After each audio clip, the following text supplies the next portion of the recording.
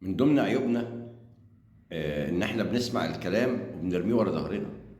في كلام بيتقال في مواقف بيبقى اقوى من الرصاص، وفي افعال بتتعمل في مواقف بتحطمك وتحسسك ان اللي انت عشمان فيه عشمك فيه مش في محله.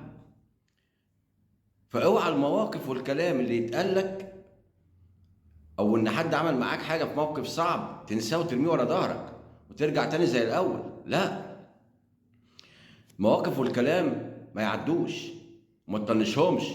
اي موقف اتعمل معاك او اي كلمه اتقالت لك جرحتك ما تتنساش وما تعديش، عشان الكلام والمواقف لازم يبقوا في الحفظ والصون، يطلعوا في وقتهم. وان انت ترجع تاني مع الشخص زي زمان تبقى انت اللي غلطان مش هو.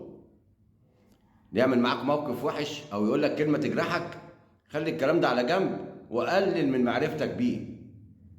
السلام اهلا وسهلا، لكن معرفتك بيه لا. لكن لما يلجأ لك في موقف ما تعملش راجل وتساعده، لان هو ما يستاهلش المساعده، لان هو ما وقفش معاك في شدتك.